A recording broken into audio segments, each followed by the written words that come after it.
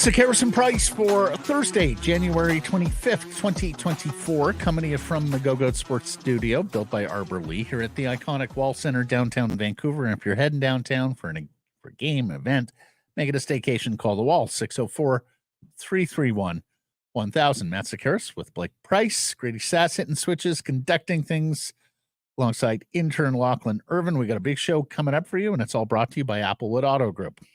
Applewood Nissan in Richmond. That's in the Richmond Auto Mall, folks. They can get you into the electric revolution. The 2024 Leaf can be financed from 5.74% right now. Go take one for a test drive. You're going to fall in love, and you get a winter tire offer along with that electric vehicle. Buy a set of partner brand winter tires, you get up to $170 off. Sound good? Yes, it's all good at Applewood. Whole question today, we're asking you, and we'll hear from Rick Tocchet here in a second. Are you okay with Rick Tocchet's critique of Elias Pettersson last night? Vancouver Canucks lose 4-3 in overtime to the St. Louis Blues Wednesday at Rogers Arena, their penultimate game before the All-Star, for the bye week, then All-Star game. Trail 3-1 heading into the third period, and the comeback train makes an appearance. Pius Suter with a hat trick playing on that JT Miller. Trailed 2-0 going into the third period. All the scoring happened in the third period. The Vancouver. What did Canucks. I say? 3-1 going into the third. Two buzz. Sorry. Yeah. 2 buzz going into the third, then trailed 3-1. And the comeback train was on with Pius Suter doing all of the scoring for your Vancouver Canucks. 3 goals, the hat trick, playing with JT Miller and with Brock Boeser. Boeser with a pair of assists. He's gone 6 games without a goal, though. Quinn Hughes with a pair of assists, and of course continues to lead that scoring race for NHL defensemen, now up to 59 points, 2 better than Cale Makar of the Colorado Avalanche. Tocchet told us he was thinking about splitting up the lotto line, Blake. There was the meeting that took place Wednesday afternoon in advance of the game.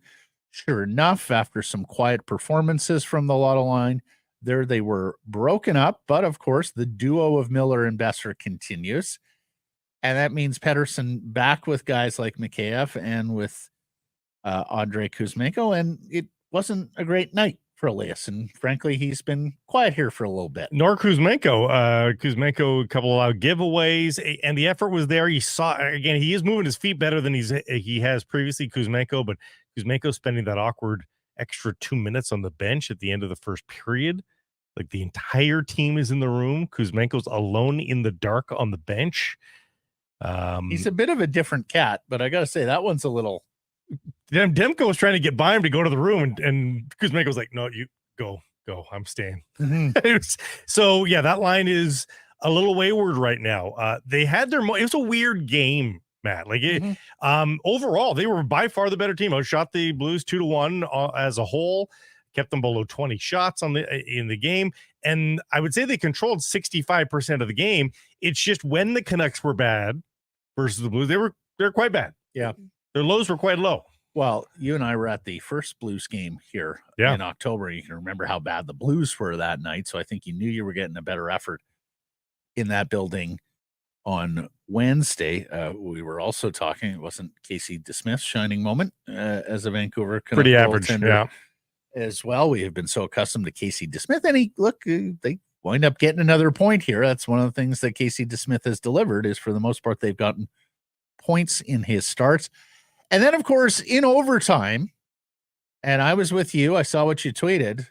I mean, that's just got to be a penalty on Braden Shen, and there's really no excuse with so few players on the ice, and with referee standing right there. At minimum, if you don't love how the ease that he went down, at minimum, fine, call them both. Rick in our chat says, tried to sell that, went down like a sack of hammers. And who knows, maybe Coach Tocchet felt likewise, because here's the coach on the non-call penalty, and then on Elias Pettersson. With a little bit there. Those two refs are the best in the league. I got to take a look at it, more concerned about other stuff on that goal. Overall, and maybe this was one of them, but did it look to you like maybe Petey was a little off tonight? Yeah. I haven't liked this game in the last 3 or 4 games. We got to get him going. What in particular do you think he needs to do more? I think he's got to skate. He's got to start skating a little bit. I think he's, I think he's good with the moves sometimes, but I think when you have speed and make those moves, that's when he's at his best. So yeah, we got to, we'll get him going.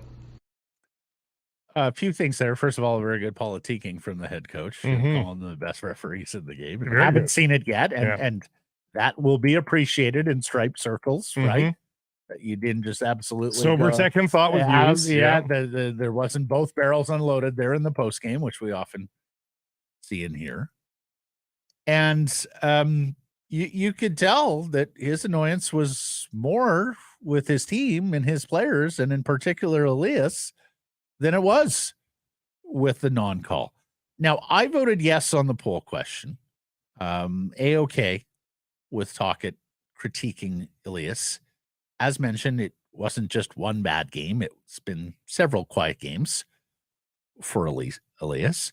This is a head coach that is rolling with a lot of equity right now. He's a huge reason behind the turnaround of the Vancouver Canucks. So he has license, and more license than an embattled coach would. But the biggest part, Blake, is he's right.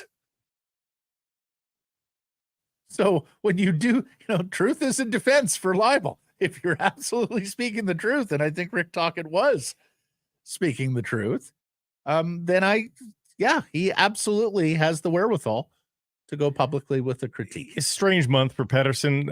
It's torrid pace in the middle part of the month. I think 18 points in the month of January, I think.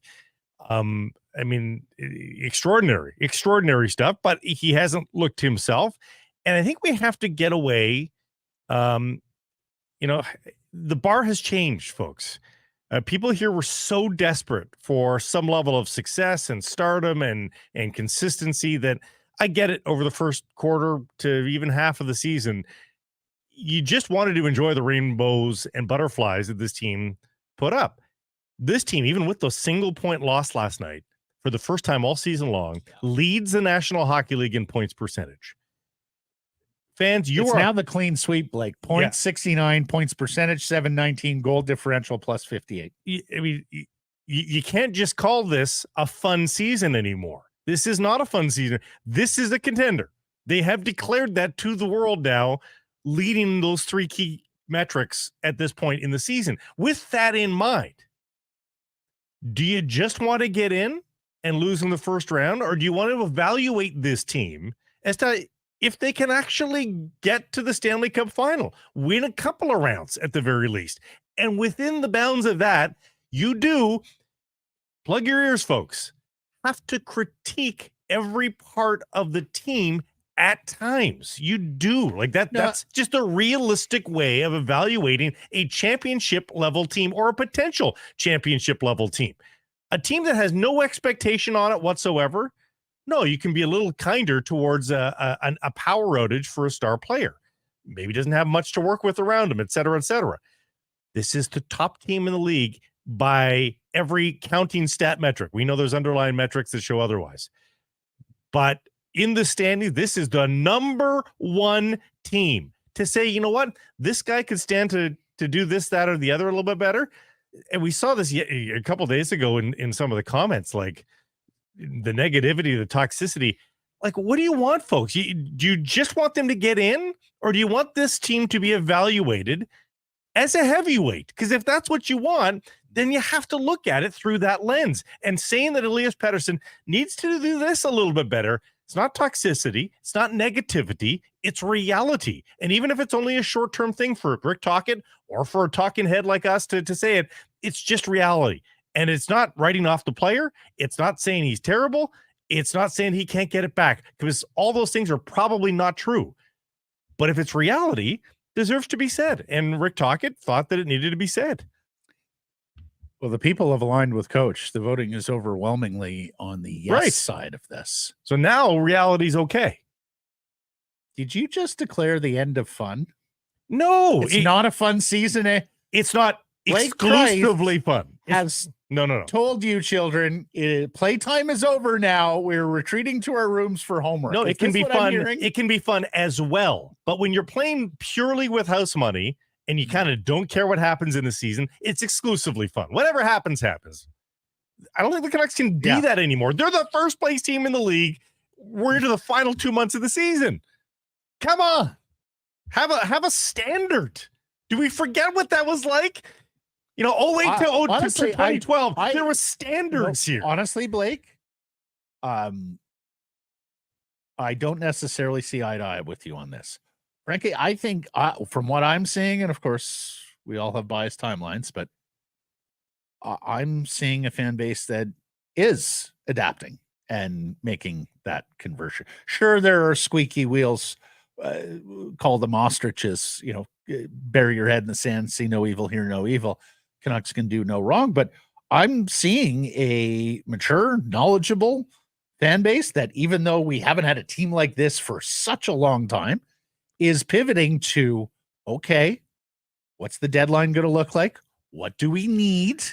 And understanding that a lot of these 30-some games to come are effectively dress rehearsals for the postseason. Like, that is the one thing that Rick Tocchet and his staff have going for them now, is that they don't necessarily they're not living and dying with 2 points every night, and have the ability to look at different things like Suter on the wing with Miller and Boeser, and we're going to get there in a second, like a changing up of Quinn Hughes and Philip Hronek on a defense pair, should they want to go down that route. So I think you're going to see more of that, and I think it's going to allow for more criticism. I think it's a narrow majority. I don't think the majority are just want sunshine and rainbows. I think it's a narrow majority that are looking at this analytically, and I mean that just looking at it critically. Hey, 2011, Blake. One thing that I think the market completely understood at the end of the Stanley Cup final, getting that close, was you're going to have to fight through a lot of shit and bad officiating in the playoffs. Mm-hmm. And probably the deeper you go, the more of that you're going to the calls like last night will get missed. Exactly. Yeah. You're going to get more calls like last night, albeit of course not in 3-on-3 overtime. And then secondly, that you have to make some hay 5-on-5. The Canucks were better than the Boston Bruins in every metric that season, except even strength. You remember they lived off the power play. That was we'll turn the other cheek. We will take the power play and we'll score. And that was a very successful formula. So I think some of that still resonates with Canucks fans that are old enough to remember the last long playoff run. And I know they won a couple rounds in the bubble, but that was an entirely different animal. No fans there, of course, no games at Rogers Arena, plus a play-in round, best of 5. Let me ask you this. Would you be concerned if you were in Jim Rutherford's shoes or Patrick Alvin's shoes to hear the head coach say that about Pettersson? Is everything about Pettersson right now have to be viewed in an atmosphere of will he or won't he re-sign? Now, I've got a little bit of time for this. So was Rick Tocchet right? Was he right to look at all those mistakes, small M mistakes by Elias Pettersson in that game? He was completely within his bounds. It was right. Now, you could question the timing. You could say, well, despite it being absolutely his purview, being 100% correct, should he have done it right now, given all the circumstances, given that a lot of people do think that there is going to be a bit of a Pettersson camp get together during the All-Star break? Well, that was reported on Insider Trading that Pettersson is going to sit down with his agents at the All-Star game in Toronto.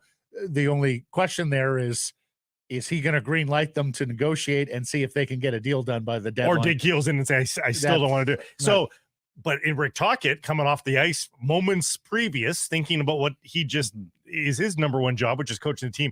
Is he thinking that much? Should he have been thinking that? Like, I can hear maybe wasn't the best timing, but ultimately he's a hockey coach, right? Yeah, and you have to give your head coach that kind of license. Right. But I will acknowledge that, when Blake and I were thinking of our poll question today, one of the things we were kicking around was, should the Canucks just shut up and not talk about Pettersson at all right now at the managerial level and at the coaching level, and just sort of let sleeping dogs lie?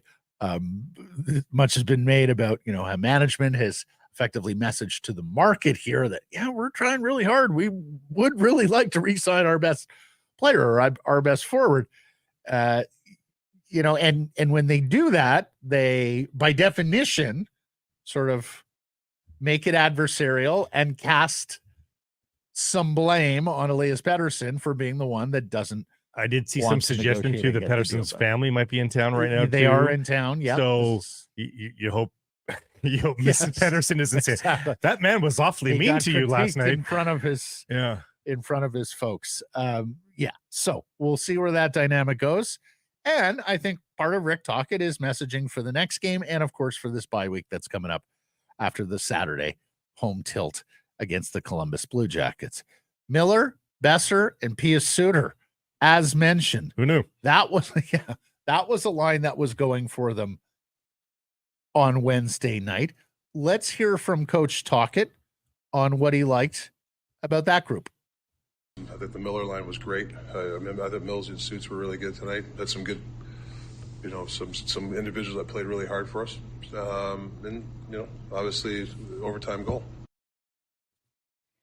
It was Di Giuseppe early in the season that had some run and did some good work with that duo of Miller and Boeser. Have we come across something that you think is lasting with Pius Suter, who's normally a centerman, playing on that JT Miller wing? There are levels, right? So, like, can Pius Suter have some level of success playing up in the lineup? Absolutely. So can Nils Höglander. But there's a difference between those two guys playing up the lineup at times, maybe platooning, and bringing in a Jay Gensel. You know, like those are two different things. The minute you bring in a Jay Gensel, you've got two formidable duos to form two formidable lines. So now, again, we're not even getting too greedy here and saying the Canucks need three of those kinds of guys across the top six. Like, it still requires a role player. Ilya Mikheyev's not really a top six player, but he's there. Kuzmenko's slumping, as we know that. So I don't think it's too greedy to say, can the Canucks get a certified top six player? And then guys like Suter and Höglander, again, you don't mind them being the third wheel. Yeah. And more on their forward depth in today's welcome mat. Here's something we haven't seen a lot of from the Vancouver Canucks, and that is stapling one defenseman. I shouldn't say that, because earlier in the season when they were playing Mark Friedman, he would play a whole lot less than the rest of the group. But then Noah Juulsen came into the lineup and slowly but surely was earning trust, and his minutes were increasing. And so you were able to roll effectively three pairs. Wasn't the case for Nikita Zadorov on Wednesday night. Yeah. He did not find himself playing much in the third period, and Rick Tocchet had an explanation for that. And it was effectively, he was taking the counsel of his wise assistant coach who looks after the defense, Adam Foote. Here's Tocchet. Foote felt we wanted the best five to go. I think, you know, he was a little late on a couple of coverages. He's got to be a little bit quicker on some reads, a couple of box outs there. I think he's, you know, you got to get there the quicker on the box outs. So we just went to five, and, you know, sometimes you try to do that, you shorten the bench. And look, I would suspect that you're going to see more message sending on Saturday against the Columbus Blue Jackets. For starters, of course, you lost a game to lowly Columbus, albeit after regulation in their rink not very long ago. But being the final game before the week-long break, you know, I think that the standard is going to be high with the coaching staff. Well, they just lost the season series to the Saturday. Blues. I mean, there's a talking point right there. You've already lost the season series to a possible non-playoff team. Right. So I do think you better be sharp Saturday, because it sounds to me like Tocchet and Foote are looking for reasons to send a message that might just stay with you through the bye week. Zadorov had a couple loud ones versus the Blues, but I think we've seen similar bad ones from him in previous games. Was it yellow card accumulation for him? Was it just we've been over these sorts of things before, and you continue like it? Yeah, might have because been. You're going to get some bad with Nikita Zadorov. He's a bit swashbuckling. He'll go on his jaunts up the boards, thinking he's Paul Coffey. You do have to take a little bit of the good with the bad. Incidentally, folks, swashbuckling, a favorite Blake Price word. Yeah. I do like it. He used to tell me that, when we first started doing the show and people were like, who is this Sekeres? He would say, that's swashbuckling. I would say that about you? That's what you told me once. Really? People ask me, what's that new guy like? You'd say, he's swashbuckling. You like to work a room. Well, I don't know about that. Yeah. Swashbuckling. Okay. Blake, we have got to talk about the LA Kings. The drain swirl, the free fall continues for the team that at one point we were penciling into a playoff matchup against the Vancouver Canucks. Now look at where all that talk has gone. And it was early in the season, you had people legitimately saying, can't tell you how many times I heard it on radio. Oh, it's effectively locked in. Kings versus Canucks in the first round. No, not so fast. And I was also worried about that. Changed. I was worried about that matchup, by the way. Like I thought the Canucks would be in tough. Kings lose at home to the Buffalo Sabres Wednesday, 5-3, and Buffalo's going through another miserable season. The Kings are now 2-5-3 in their last 10 games. They have fallen to a wild card spot in the Pacific, granted the first wild card spot at 53 points with a 2-point lead over Nashville and also carrying games in hand against, all of their pursuers. LA and Ottawa this year have been the two teams that just seemingly have played far fewer games than the rest of the league. And, there was a scene post-game. Drew Doughty with some money quotes, and he's been made a business of that. I think we got guys in this room who are too worried about themselves and worried about their points and worried about stuff like that. It's about the team.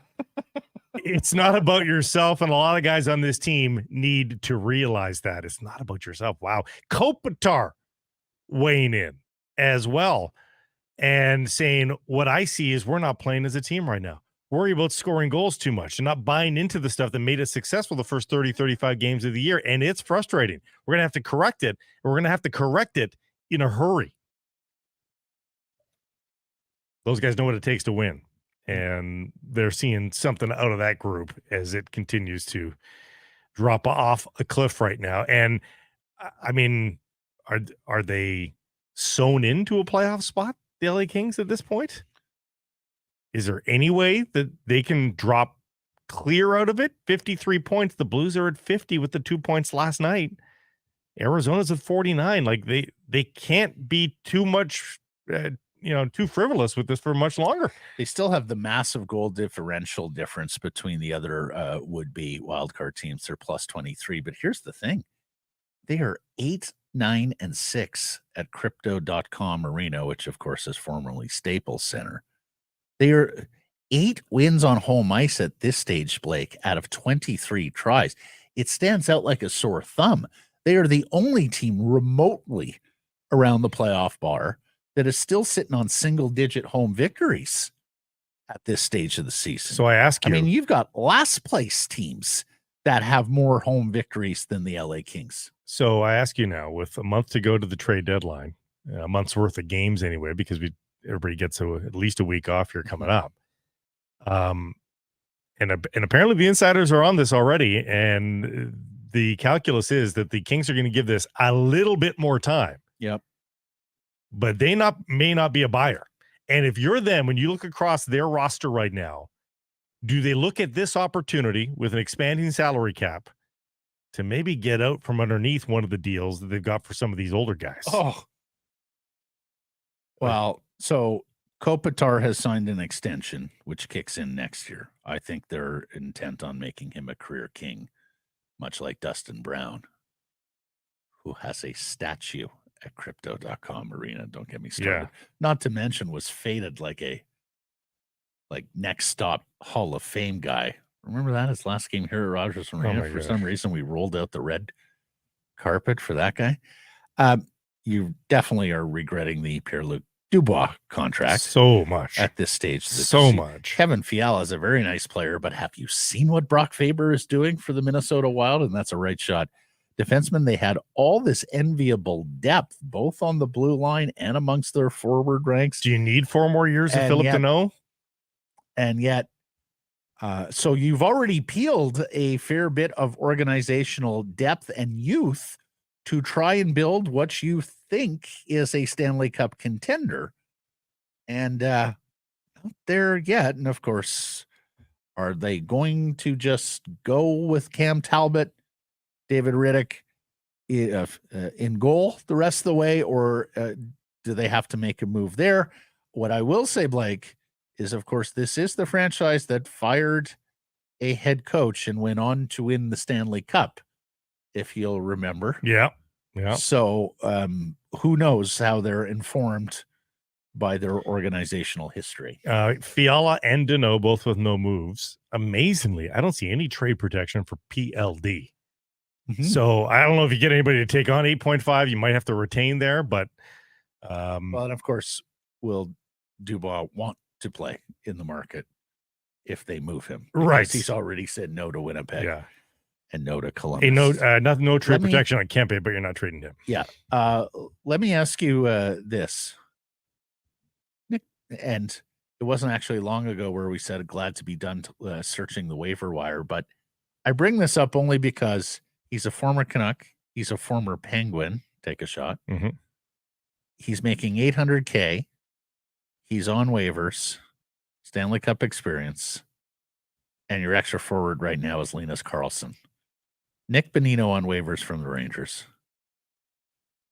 You go there? Do you think there'd be any interest from a group that obviously has had him before? Yeah. So again, to reiterate, folks, on the salary cap, he's a free player. Like well, that's it. He's nothing on the cap. He has got almost no counting stats this year. Mm-hmm. 1 goal, 4 assists.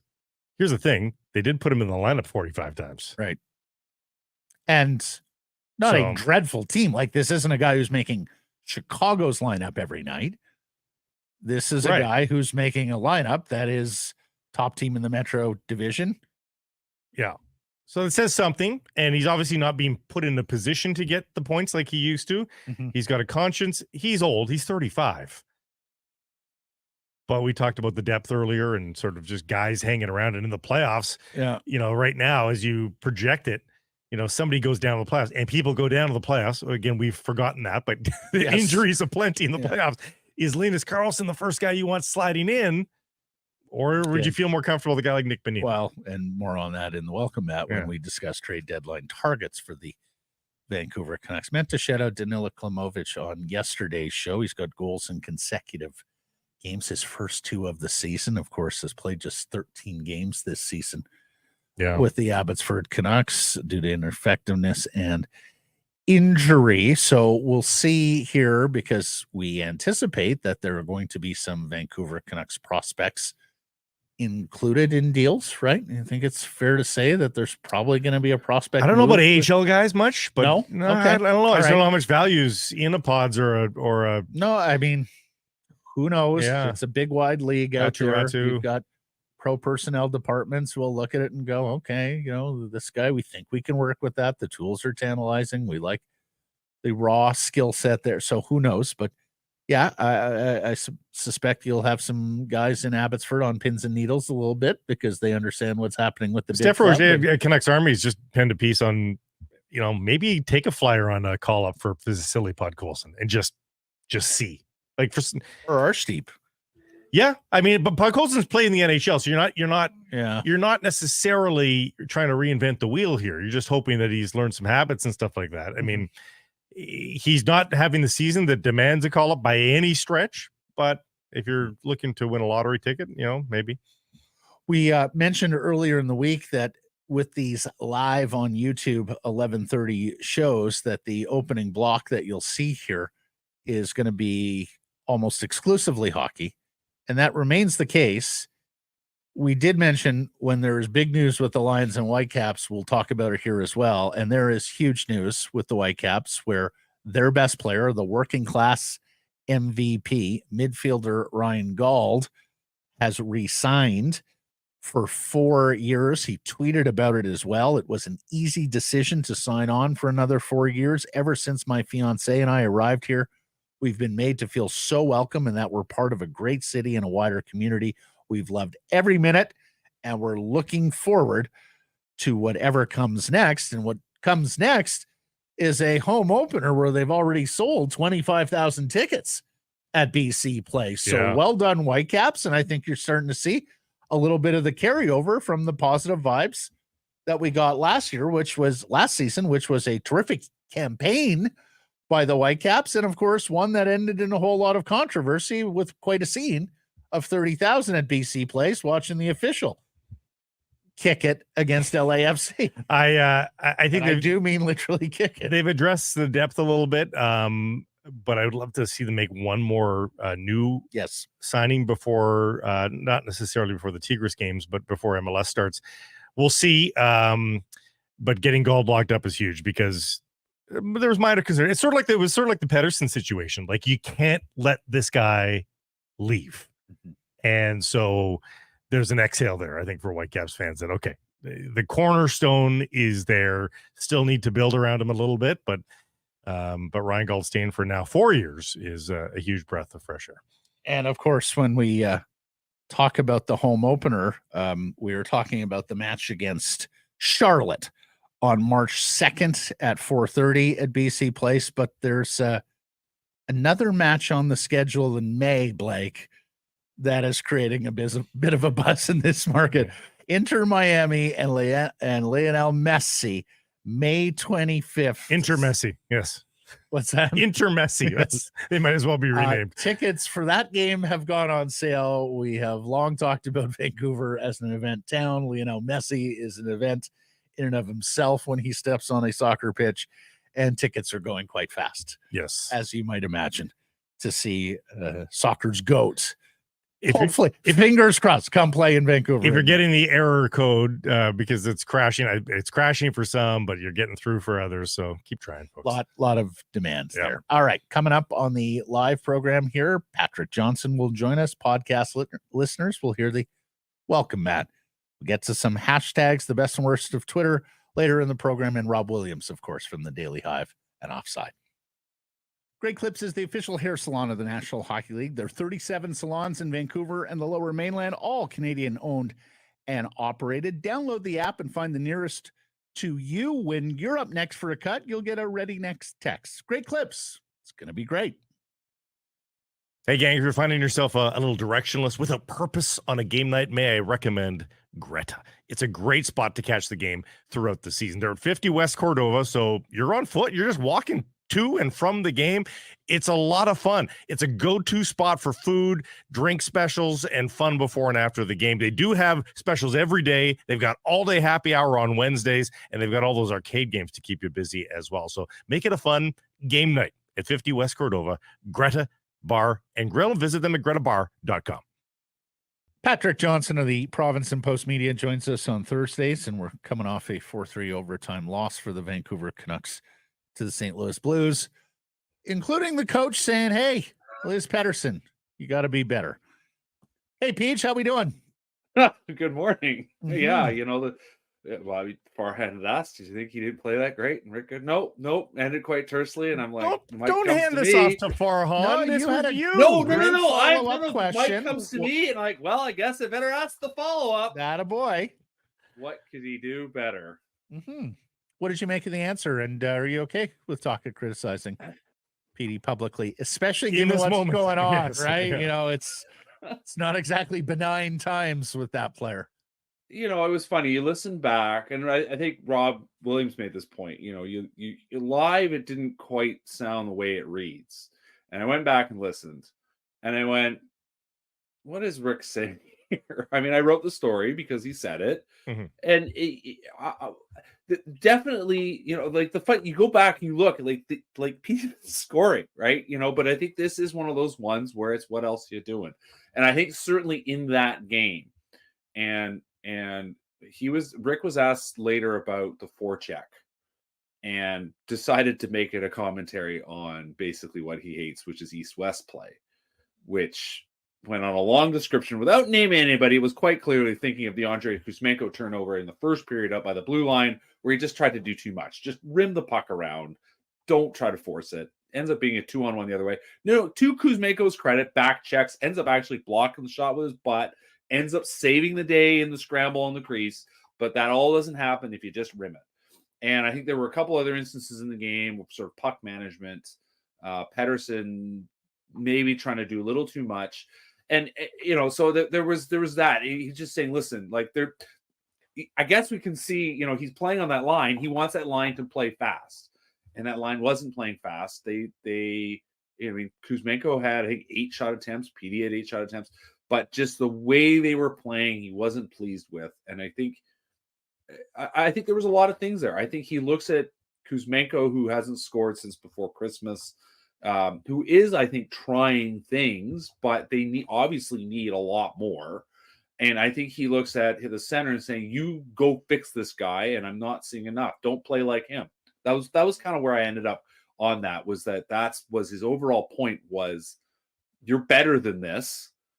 Get back to what you are. I know you're scoring, but we need a lot more from you right now. What do you make? And you can't go there often as a head coach with the star player. You got to pick your spots. Yeah. But once again, I think this head coach has shown great awareness in terms of picking the spot. It wasn't the first game that he struggled, right? It's been several.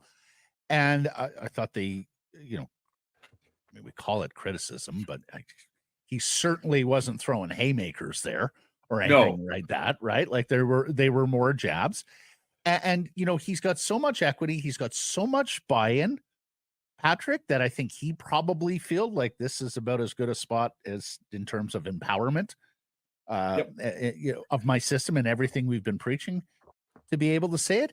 And guys, we're all old enough to remember that Alain Vigneault from time to time would say the same thing about Henrik and Daniel. They've got to skate more. They got to move their feet. Oh, Ryan Kessler. Remember, why do you like Burroughs on that line? Because he gets them playing with pace, right? So honestly, I thought it was another masterclass. But there is noise around this team, Peach, for the first time in a long time. And is it because the All-Star break's coming up and he thinks that it'll die down enough but he wants to send some messages between the Kuzmenko shenanigans, Zadorov's benching, and then this is the first time and I don't call the contract stuff noise. I'm talking about on-ice stuff. There's on-ice noise now for the first time this season. It's a great point, Blake. Yeah, and you break the 3 different things there. I mean, first of all, the star player thing that Matt mentioned, like, and you can only do it so often. Interestingly enough, and I'm writing a story, it'll be out, I think, today. I had a great one-on-one with Tocchet the other day. And one of the things he mentioned, we covered a lot of topics. One of the things that came up was essentially what does Wayne Gretzky help? How does Wayne Gretzky help him be a better coach? Because, Wayne didn't have a great run as a coach. There is that notion that the greats can't explain it because they can just do it. But I sort of said, what is Wayne? Tell me about that. What does he bring? He said he helps me understand how to talk to star players. And he says there are things that would have been said to Wayne. He got Wayne's. I mean, I think everyone knows Wayne. Wayne is a famous storyteller. There's a reason why, not just because he's the greatest player of all time, but he's had success as an after dinner speaker, so on and so on and so on. He has these little anecdotes, and one of those was because coaches along the way would give him ideas, give him thoughts. Wayne was obviously a very self-driven person, very on point. He wasn't successful without, having driven himself to where he was, but you still need people from above, from outside telling you these things. So that was one thing for sure. Move your feet. I mean, that was play fast. I mean, that is exactly what he said. He said at the end of the day, PD's great when he makes those moves, when he's moving fast. That's literally what he said. So that, that was the other item in that, is that get yourself going forward, drive the net. More things happen. You are a best player. When you drive the net, all these things happen. Get back to that. And then the timing of it, like, absolutely. That's something that Tocchet mentioned to us the other day, was just the fact that they've got one more game. Obviously, it's like this break's really important. They're 8-0-2 or whatever it is in their last 10. Like, this team has been succeeding, but he also recognizes that they're in that precarious position where he doesn't want them to slip mentally, to get comfortable. And I think they know, but his job is to keep pressing that point, which is that we have to keep pushing hard, because that's the challenge now. It's not, I mean, they're going to make the playoffs. You know, they would love to finish first in the conference, right? Like, you want to be top of the pile, right? But the real challenge is maintaining your mental focus so that you don't run the risk of peaking too early, that you are go when the playoffs come. That top seed is the only team that's going to get any semblance of advantage, I think, because I think that second wild card team will be the only team that is not that scary. And it's not to say it's impossible, but that first wild card team will be a good team. You know, that's you know, I would be dangling that carrot in front of my players if I'm Rick Tocchet. Yeah, exactly. And you know, I mean, he's got, you know, they've achieved, right? They're feeling good. There's a bunch of them going to the All-Star game. They're proud of what they're doing, but they're going to be off for a week. Like, that's the other thing. It's just, how do you, you know, how much it's rest? not even exactly it. You know, they're off for a week. How do you keep whatever you have? Right. You come back, you know, like, you know, physically this is going to be great for them, but mentally, you know, they're going to come back, and they've got a bit of a tough road trip. They come back, and they want to keep the ball rolling. And, you know, Edmonton's going to have won 100 games in a row by the time, you know, they come back, right? Like that there's stuff happening around them that they do need to pay attention to.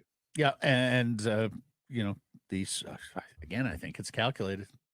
You're going to be away from me for a week. I want you thinking about certain things. I would not be surprised to hear Tocchet do more messaging in the practices pre and post games that are remaining, I guess, just the Saturday Columbus. Yeah. Prior to the break. And the other thing is, and we know Elias can be a bit of a sensitive sort. If this is something that would affect extension negotiations, like if he's like, oh, the coach is calling me out publicly, I think we can all agree then, like, that's not a guy hard to say. Yeah. But you know, I'm not sure you can win with that guy. And you're not saying that about Pettersson. You're saying if that were the case. Exactly. Yeah. If that were the case. Yeah. Moving on. And look, this is something I do think has a little bit more currency. Is the search for a top 6 forward or winger for Elias Pettersson? Is that now something, Patrick, that you're viewing through the prism of the extension? Like, did they have to get him a top 6 forward or a winger to sort of complete the pitch on the extension side of things? A guy to grow old with. Yeah, maybe. or at least to try to win a cup this year with. That's it. I'm not sure they're going old together, but at the very least, you're going to give them the best chance for this season. I could see that. I think you need to maintain what you've been trying to do, which is build a winner, right? That the work does not stop. You do not simply say, all right, that's it. You know, we've baked the pie. Like, you got to keep building. You keep making changes. I mean, the easy one is to point to you look at that roster that first night that Tocchet coached a year ago, and there's 11 players gone from that roster, right? Like, that's the easy part. It's now saying, how did you make this roster better? And obviously they have made it better on the blue line, and they found guys like Pius Suter and Teddy Bluger who have been massively better players, and players have improved under the coach's watch. The relationship between coach and player is out, strong. Those are things that had to happen. But I could totally see that being, that they were able to get this guy to come play with me. That is a player I can play with. I'm excited to do that. Absolutely. I think that there's absolutely a case to be made that that's in their thinking and all this. Let me ask you this then, since we're talking deadline. I'm not sure if you saw Sarah Velli's piece earlier in the week about Monahan is probably going to fetch a first from the Montreal Canadiens. What do you think about that for the Canucks? Straight up, Monahan for a first. This year's first. I could see, if you could figure that out, sure. I guess I have sort of, I don't know if the word's anxieties, hesitations about Sean Monahan. Just how things went in Calgary. Like, clearly good player, but just the road was so bumpy the last couple of years there. And the Flames were trying to get rid of him. Treliving was trying to get rid of him. that just kind of sticks in the back of my head. Yeah, and I think that's the reaction we saw from people, from our listeners on that they can't get that vision out of their heads. One of the things that we didn't get as much into yesterday, though, Blake, and I'd like to throw it to PJ. We did talk about how Monahan, because the contract is less than $2 million, is a pure addition to the lineup without any need for subtraction, which a guy like Lindholm, which a guy like Gensel would probably require. Fellas, if the playoffs started today, Linus Karlsson would be your next forward up. And I know there's a deadline between now and then, and Di Giuseppe may get healthy and may prove useful as well. But would we be comfortable with Linus Karlsson and Phil Di Giuseppe as forwards 13 and 14 in who will emphatically get used?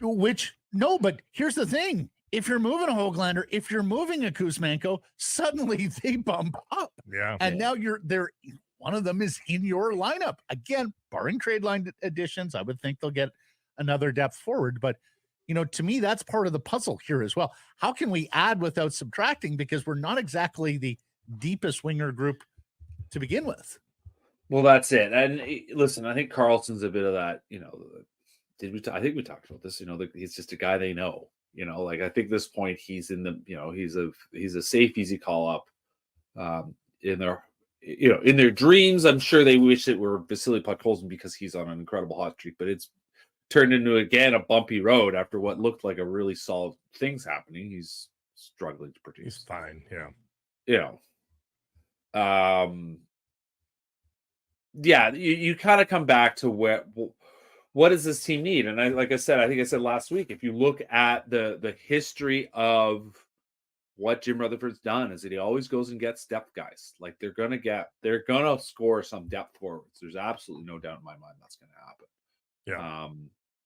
They would have obviously liked to add a defenseman. I mean, Joe, Dollywall saying that they're still looking at Tanev, which makes sense, but I don't know how you make it work with the contract. But you're gonna look for a depth forward for sure, but the fact remains is that they need more near the top, not just because they need it, but because you're going to need depth at the top end of your lineup. I mean, you want to go back to 2011. That's the Michael Samuelsson lesson. That is a player that kind of gets forgotten about in that whole sort of why things didn't go right, but he got hurt. They managed to sort of withstand it to get into the final, but you imagine Michael Samuelsson on the 2011 team in the final, right? Like that's why you get depth guys that can play at the top of the lineup as well. Yeah, I mean, I got to say, I'm having trouble with Tanev just because they've stated their priority is the top 6 forward. I think that's clear to anybody who watches the team. They don't really have the cap space to make addition upon addition, not to mention expensive ones on defense. Again, unless you're willing to subtract. And I'm not necessarily sure you're deep enough to subtract. It would have to be Kuzmenko. I mean, you could add both, like Adam Henrique is your 4th line center, guys. Monahan is your 2nd line accoutrement to Pettersson. I mean, both of those. Even then, though, Blake, where you're moving out salary to make that happen. What's in Henrique's 5'8". Is he really? Yes. I mean, even if they keep 50% of it, he's a $2.9 million player, and Monahan's a 1 point there. I will, and here's the other thing I think people aren't necessarily thinking of. Like, obviously, Vegas is dealing with a bunch of injuries, but as it stands, they have $8 million in cap space, and they haven't even, like, Jack Eichel's just sitting on IR. Like, if they want to get really creative, if there's a team that can add stuff and run an incredible roster once the playoffs start, and has done it before. Has done it before, right? Like that's the thing to remember in all this is the classic one. Nothing you do is in a vacuum, right? That's what the Canucks are up against. And the Canucks don't really have any room. That they would have to get creative. They would have to figure out a way to move off Kuzmenko. Like I said last week, is there a magic injury that happens? Blah blah blah. But like Susie stay on the sidelines, But here you look, but that's $2 million. Like, no, I don't think we're talking about 18. They could add another Jack Eichel in Vegas if they really wanted to get creative. Imagine. One thing I'll note about Vegas, they're at 50 contracts now. Usually there's an easy fix there, but they are the one NHL team that is running the full maximum 50 contracts. Pius Suter, recency bias. perhaps aside, do you like him better on the wing? Do you like him better at center ice? Well, if he's not running in the Garland Joshua middle, he seems like a waste on the fourth line. Yeah.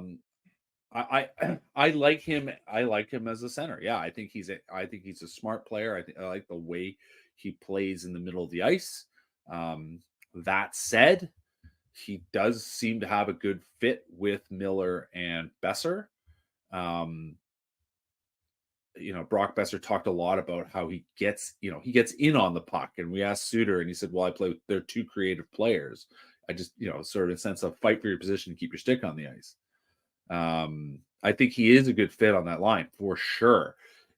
Is he the fetcher you really need on that line? I'm not 100% certain about that, which again goes back to where would you really like to put him, but I think it makes sense.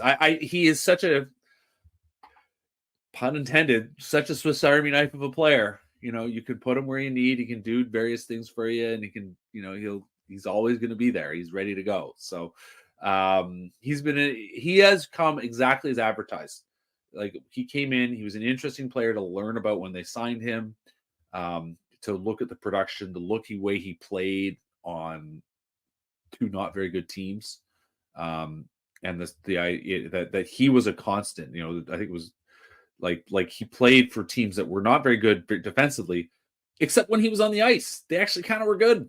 They could make things happen two-way when he was on the ice, and we're seeing it now. Like, that's the effect he's had. It was one of those ones where you're like, maybe more GMs around the league. I mean, I don't know if this was a stats pickup. Certainly the numbers, the analytics underneath were very good on him.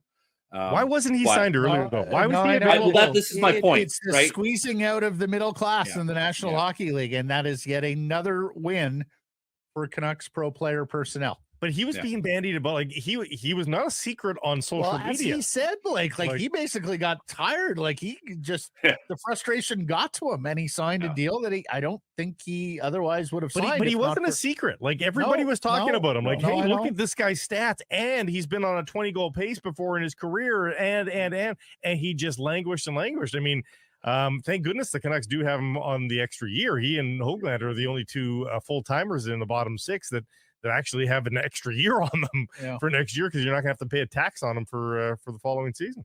I mean, essentially, if you look at it, I mean, he's at least a $3.2 million hockey player, even coming off last year, and they've got that spread over 2 years. Like that, Matt's exactly right. Like, this type of player has been squeezed by the league, but by the salary structure, and maybe in a different universe he is playing in the KHL, but here we are. The Canucks benefit, and the Canucks are winning because of it. We should probably change that to was being squeezed, because with the salary cap increase this summer, I think we're going to get back to a world where we're vastly overpaying for third pair defensemen and third line centers. That would be par for the course. It's not going up $10 million. And I said, well, okay, over the next couple of years, you watch what very mediocre. Bottom there's six there's going to be more room for mistakes. Absolutely. For sure. And they can't wait to make them. Page, that has been their MO.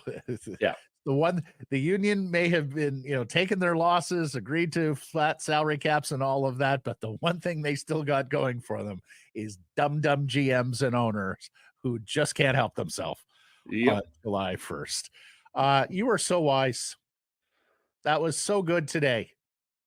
Thank you. Very professorial. Professor Peach here on Thursdays with Sekeres. And two friends of the show, front and center on the post-game news conference too, with Farhan and and that's the way it should work. Hey, he had his question, but after they got an answer like that from Tocchet, he pivots and he asks the follow-up question, and he gets veteran move. Yes. That's I asked my question in my head. It kind of saved me, because I had a question about Pius Suter, which I ended up asking.